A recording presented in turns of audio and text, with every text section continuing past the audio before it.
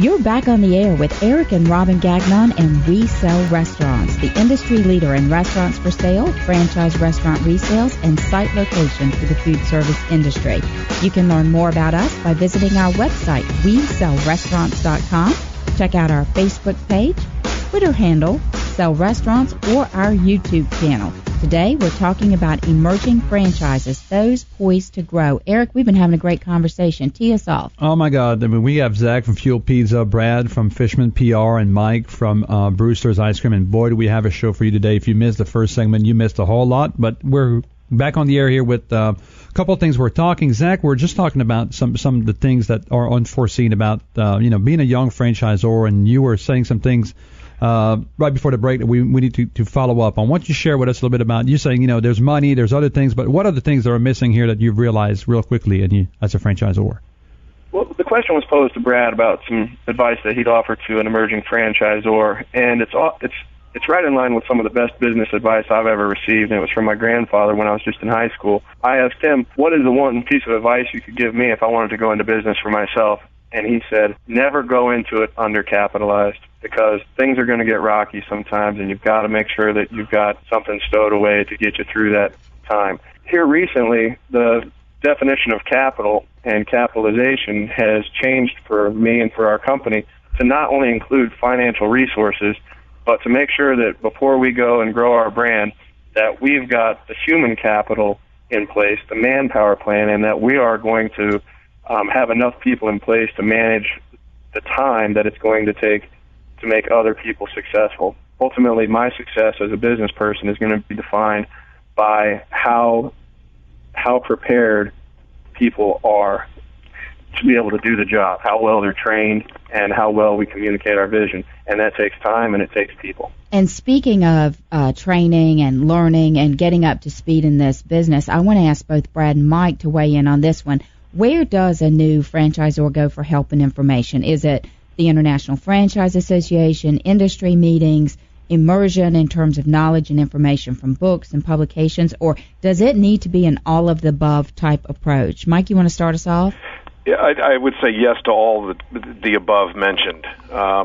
Number one, the greatest thing is when you attend a lot of these conferences, the group of people that you meet are, like we talked about before, willing to share information.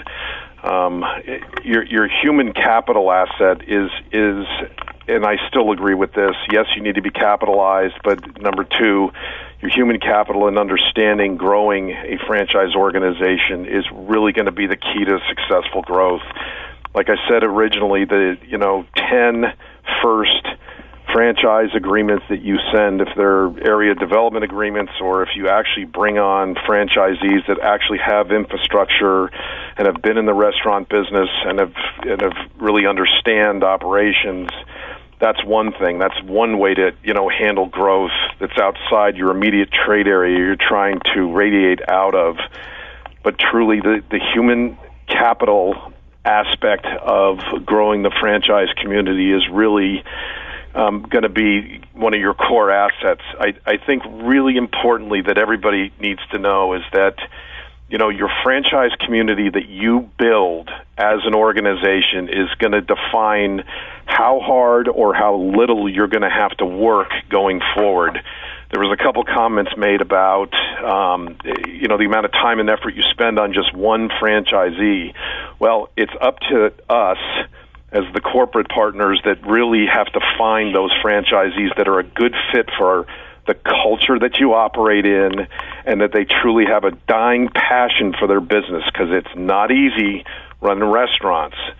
So once you find those people, that will help develop and help define what your core level of human assets are and how you operate your company. Brad, you agree? Oh, 100%. I'll go back to your original question. It is all of the above. What's wonderful is a lot of emerging franchisors, but start in the legal aspect. There are so many laws involved, and they say, great, I'm going to go hire my brother-in-law because he does my legal work for my leases. Right. He doesn't understand franchise law. you're going to go back and look at those type of things. And, we kind of mentioned, Mike was just mentioning about your existing franchise. Most people don't realize you can't, what the laws are. And, and I happen to know the guys over at Fuel Pizza. I've met them with you. Most people, they don't even, I'm not saying they don't, but a lot of people, the emerging ones, don't realize what a franchise salesman is. If you're going to hire a person who understands the franchise sales process, let alone all the legalities that go with it, they're going to start out with probably $75 to $100 grand right off the bat, just to help them do the franchise sales.